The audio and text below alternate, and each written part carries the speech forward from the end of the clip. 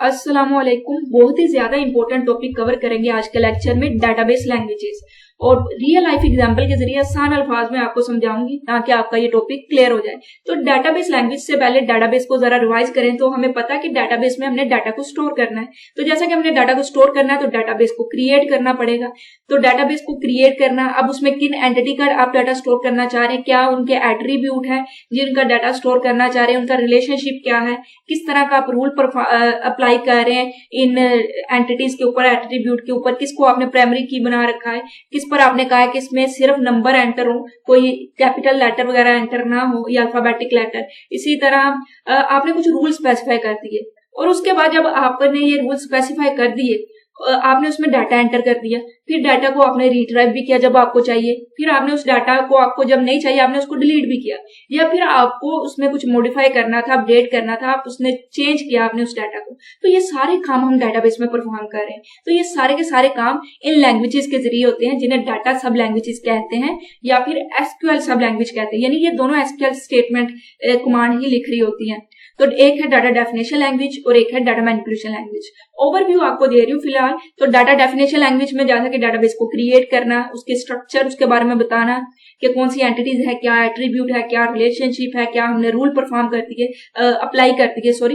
तो ये सारी चीजें डीडीएल में डिफाइन होंगी। और इसी तरह डाटा मैनिपुलेशन लैंग्वेज में कि हमने डाटाबेस में कुछ डाटा रीड करना है, रीट्राइव करना है हमें चाहिए, और इसी तरह हमने कुछ डाटा को अपडेट करना है, उसमें कुछ चेंजेस करनी है, डाटा को मॉडिफाई करना है, या हमने डाटा को डिलीट करना है। तो ये सारी चीजें हम डीएमएल में करेंगे।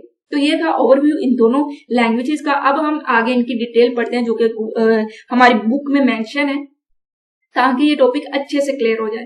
तो सबसे पहले डीडीएल उसने कहा कि ये डाटाबेस का स्कीमा स्पेसिफाई करेगी, यानी उसका स्ट्रक्चर बता रही है हमें डाटाबेस का। तो डीएमएल की बात करें तो इसमें हम डाटाबेस को रीड या अपडेट कर सकते हैं, यानी इसमें से कुछ डाटा हम रीड करने के लिए रीट्राइव करेंगे। इसी तरह डाटाबेस में कुछ डाटा हम डिलीट भी कर सकते हैं या उसमें कुछ चेंजेस भी ला सकते हैं। तो ये सारी चीजें डीएमएल के जरिए हो रही होंगी। तो इन लैंग्वेजेस को हम डाटा सब लैंग्वेजेस कहते हैं या फिर एसक्यूएल सब लैंग्वेज कहते हैं। याद रखिएगा ये एसक्यूएल की भी सब लैंग्वेजेस हैं। और अगर आपको सिंपल ये आ जाए कि डाटाबेस लैंग्वेज पे नोट लिख दें तो आप डाटाबेस लैंग्वेज में डीडीएल, डीएमएल, एसक्यूएल और इसी तरह पीएल एसक्यूएल, टी एसक्यूएल बहुत ज्यादा होती हैं, आप उनके रिलेटेड भी लिख सकते हैं। तो यहाँ पर दो मेंशन है तो इनको हम अच्छे से कवर करेंगे। अब इन लैंग्वेजेस को सब लैंग्वेजेस कह रहे हैं और ये हमें सारी की सारी नीड प्रोवाइड नहीं करी, यानी हमारी सारी जरूरियात को पूरा नहीं करी जो एक प्रोग्रामिंग लैंग्वेज करती है। जैसे कि अगर हमने एक स्टेटमेंट को बार बार रिपीट करना हो या हमने कुछ कंडीशन लगानी हो तो वो चीजें हम इसमें नहीं कर पा रहे। तो इसलिए डाटाबेस मैनेजमेंट ने एक फैसिलिटी प्रोवाइड कर दी कि हम इन लैंग्वेज को इम्बेड कर देते हैं हाई लेवल लैंग्वेज में, जिसमें ये सारी की सारी फैसिलिटी हमें मिल रही होती है। तो हाई लेवल लैंग्वेज में उन्होंने ये एग्जाम्पल दिया जैसे कि कोबल, C++, जावा या विजुअल बेसिक है, तो इसके साथ हम इसे इम्बेड कर देंगे। जब हम इसे एम्बेड करेंगे तो हाई लेवल लैंग्वेज को हम होस्ट लैंग्वेज कहते हैं इस सिचुएशन में। ये आपका एमसीक्यूज हो गया। तो अभी तक जो हमने पढ़ा उसको दोबारा रिवाइज करते हैं, फिर अगले स्टेप पर जाएंगे। तो हमने पढ़ा कि एक है डाटा डेफिनेशन लैंग्वेज और एक है data manipulation language. Data definition language structure को डिफाइन करेगी, डाटा मैनिपुलेशन लैंग्वेज में हम डाटाबेस को रीड या अपडेट कर रहे होंगे। और ये सारी की सारी फैसिलिटी नहीं देती हमें, जैसे कि हाई लेवल प्रोग्रामिंग लैंग्वेजेस दे रही होती हैं, हम स्टेटमेंट को रिपीट नहीं कर पा रहे या कंडीशन नहीं लगा पा रहे। तो इस तरह के काम को परफॉर्म करने के लिए हम इसको इम्बेड कर देते हैं उन लैंग्वेजेस के साथ, और इस सिचुएशन में हाई लेवल लैंग्वेजेस हमारी होस्ट लैंग्वेजेस होती हैं। अब हम चलते हैं एक एक करके इनको पढ़ते हैं। तो डाटा डेफिनेशन लैंग्वेज की बात करें, that is used to describe the name entity. Entity क्या है, उनके नेम क्या होंगे, एट्रीब्यूट क्या होंगे, रिलेशनशिप क्या होंगे, हमने इंटीग्रिटी या सिक्योरिटी कंसिडरेट यानी कुछ रूल लगा रखे हैं, तो वो सारे के सारे जो हम यूज कर रहे हैं, डिस्क्राइब कर रहे हैं, ये लैंग्वेज उन्हें डिस्क्राइब करिए, उसे हम डाटा डेफिनेशन लैंग्वेज कहेंगे। तो DDL is used to express a set of definition for specifying database schema. ये सारी की सारी डेफिनेशन है, सेट ऑफ डेफिनेशन है जो कि डाटाबेस स्कीमा को स्पेसिफाई करेंगे, यानी उसके स्ट्रक्चर को बता रही है। जैसे कि आपका एक घर है तो आप बताएं कि ये घर में कितने कमरे होंगे, कहाँ पे वॉशरूम होगा, कहाँ पे किचन होगा, तो आप स्पेसिफाई कर रहे हैं उसके स्ट्रक्चर को, घर के स्ट्रक्चर को, कि इस जगह पर हमारे कौन सा फर्नीचर जाएगा, इस रूम में क्या होगा। तो ये सारा का सारा आपने एक स्ट्रक्चर डिफाइन कर दिया। तो it is use to define और modify schema, it is not use to manipulate data. अभी हमने कुछ भी उस घर में एंटर नहीं किया, ठीक है, जो मैंने आपको रियल लाइफ एग्जांपल दी, तो घर में कुछ एंटर नहीं किया, लेकिन हम स्पेसिफाई कर रहे हैं कि क्या क्या होगा, या डिफाइन कर रहे हैं कि यहाँ पर क्या होगा, यहाँ पर क्या होगा। तो इसका मतलब जो चीजें उसमें एंटर हम करेंगे, अपना फर्नीचर एंटर करेंगे या दूसरा हम अपना सामान एंटर करेंगे, उसका अभी कोई काम नहीं है, सिर्फ उसके रिलेटेड हम स्पेसिफाई कर रहे हैं। तो जो रिजल्ट होता है इन स्टेटमेंट का, डीडीएल का, is a set of table store in a specified file called system catalogue, data dictionary और डाटा डायरेक्टरी। ये आपका एमसीक्यूज है कि जो डीडीएल स्टेटमेंट का कंपाइलेशन होता है, वो टेबल ऑफ सेट होता है, वो कहाँ पे स्टोर होता है, किस फाइल में स्टोर होता है, या उस फाइल्स को हम क्या कहते हैं। तो data dictionary is a file that contain Meta data, यानी डाटा अबाउट डाटा। ये देखें, जैसे कि मैंने आपको बताया कि जो घर है वो स्पेसिफाई कर रहा है इसमें क्या क्या एंटर होगा, अभी वो एंटर नहीं हुआ, यानी जो चीजें एंटर होनी है उसके रिलेटेड डाटा स्टोर हो चुका है। तो इसी तरह डाटाबेस में जो आपने डाटा एंटर करना है उसके रिलेटेड डाटा, यानी आपने एक स्टूडेंट के नेम को एंटर करना है तो आपने उसका एक एट्रीब्यूट बना दिया नेम का, उसके रोल नंबर का, उसका रिलेशनशिप क्या है। तो ये सारी जो चीजें हैं ये उसका स्पेसिफाई कर रही है स्ट्रक्चर को, और उसका मेटा डाटा है, यानी एंटिटीज के रिलेटेड डाटा या डाटा अबाउट डाटा आप कह सकते हैं, उसको हम मेटा डाटा कहेंगे। तो ये डाटा जो होता है वो डाटा के रिलेटेड डाटा होता है, जिसमें डेफिनेशन हो सकती है, रिकॉर्ड्स की डेफिनेशन ऑफ रिकॉर्ड हो सकता है, डाटा आइटम्स हो सकती है, दूसरे ऑब्जेक्ट वगैरह होते हैं। तो एक्चुअल डाटा में अगर हमने कुछ भी मॉडिफाई करना है तो उससे पहले हमें चाहिए कि हम डाटा डिक्शनरी को एक मरतबा देख लें। अब हम चलते हैं डाटा मैनिपुलेशन लैंग्वेज। तो data manipulation language support the basic data manipulation operation on data. Database में जो डाटा हमने स्टोर करना है उस पर हम कुछ ऑपरेशन परफॉर्म कर सकते हैं इस लैंग्वेज के जरिए। तो डाटा मैनिपुलेशन ऑपरेशन इंक्लूड, अब इसमें क्या क्या इंक्लूड है, हम इंसर्ट कर सकते हैं new data in database. Database में अगर हमने कुछ न्यू डाटा एंटर करना है, फर्स्ट करें कि एक डाटाबेस है जिसमें स्टूडेंट के रिलेटेड डाटा स्टोर होता है, अब एक नया स्टूडेंट आया उसके रिलेटेड हमने डाटा को इंसर्ट करना है, तो हम किसमें कर रहे हैं, डाटा मैनिपुलेशन लैंग्वेज के जरिए हम डाटा को इंसर्ट कर देंगे।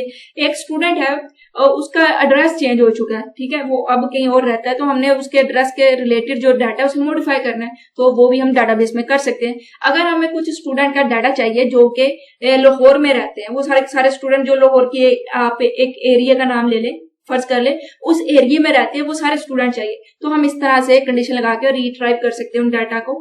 इसी तरह अगर कोई स्टूडेंट स्कूल छोड़ के चले गए हैं, उनके रिलेटेड अब डाटा की जरूरत नहीं, तो हम उन्हें डिलीट भी कर सकते हैं। तो मैंने रियल लाइफ एग्जांपल के जरिए आपको समझा दिया। उसके बाद डीएमएल अप्लाई एक्सटर्नल, ये जो लाइन है ना, ये सारी की सारी, ये जब आप चैप्टर 8 पढ़ेंगे ना एसक्यूएल वाला, तब आपको इस पैराग्राफ की समझ आएगी। तो अभी के लिए मैं आपको कह रही हूँ कि इसे स्किप कर दें, ठीक है। जब हम चैप्टर 8 में पढ़ेंगे एसक्यूएल तो फिर आपको ये सारा समझ आ जाएगी इस पैराग्राफ की। उसके बाद यहाँ पर दो बेसिक उसने टाइप बता दिए डीएमएल के, एक प्रोसीजरल एक नॉन प्रोसीजरल। प्रोसीजरल की बात करें तो इसमें जो यूजर है उसको स्पेसिफाई करेगा कि हमें कौन सा डाटा चाहिए, यानी हमने डाटा को रिट्राइव करना है, या फिर कौन सा डाटा मैंने इंसर्ट करना है, या फिर कौन सा डाटा मैंने मॉडिफाई करना है, ये सारा बताएगा उसे, और ये भी बताएगा कि कैसे करना है, ठीक है। तो प्रोसीजरल डीएमएल में क्या बताएगा, यूजर बताएगा कि क्या करना है और कैसे करना है। ना प्रोसीजरल में सिर्फ ये बताएगा ये कर दो, ये नहीं बताएगा कि कैसे करना है। तो इसका मतलब ये ज्यादा इजी है, सिर्फ बताना पड़ेगा क्या करना है, स्पेसिफाई करना पड़ेगा कि ये वाला मुझे डाटा चाहिए, या ये वाला डाटा डिलीट कर दो, या कुछ भी काम परफॉर्म कर दो। तो नॉन प्रोसीजरल इजी होता है उसे लर्न करना, यूज करना, क्योंकि प्रोसीजरल में आपको ये भी बताना पड़ता है कि कैसे करना है, बस। तो यही इन दोनों में डिफरेंस है कि नॉन प्रोसीजरल में हमें नहीं बताना पड़ा, ना से याद रखिएगा, नहीं बताना पड़ेगा कि कैसे करना है, जबकि प्रोसीजरल में बताना पड़ेगा कि कैसे करना है। The user does not specify how to get data, non procedural में उसे स्पेसिफाई नहीं करना पड़ता।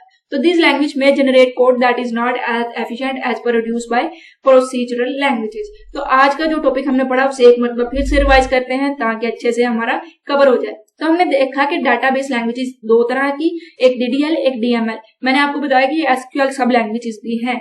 तो डाटा डेफिनेशन लैंग्वेज स्पेसिफाई करती है स्कीमा को, स्ट्रक्चर को, यानी डाटाबेस को क्रिएट करना, उसमें कौन सी एंटिटीज होंगी, क्या एट्रीब्यूट होंगे, क्या उनका रिलेशन होगा, किस टाइप का हम रूल डिफाइन करेंगे, वो सारे डाटा डेफिनेशन लैंग्वेज के जरिए। और डाटा मैनिपुलेशन में हम मैनिपुलेट कर सकते हैं डाटाबेस में डाटा को, यानी डाटा को इंसर्ट करना, डाटा को डिलीट करना, रीट्राइव करना या मॉडिफाई करना। मेन डिफरेंस यही है।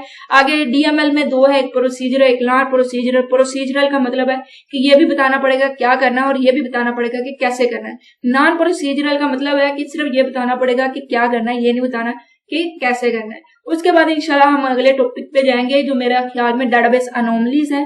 ये रिलेशनल और ज्वाइंट वगैरह स्किप करेंगे क्योंकि मैंने जो सिलेबस देखा उसमें मुझे ये मिले नहीं है, इसका मतलब ये आपके सिलेबस का हिस्सा नहीं है। बाकी आप जिस भी इंस्टीट्यूट से हैं आप अपना सिलेबस चेक करें, अगर उसमें ये है तो आप नीचे मुझे कमेंट बॉक्स में बताएं तो फिर मैं इसे भी कवर करवा दूंगी। तो इंशाल्लाह अगली वीडियो में मिलेंगे, लेकिन उससे पहले चैनल को लाजमी से सब्सक्राइब कीजिएगा और तब तक के लिए अल्लाह हाफिज।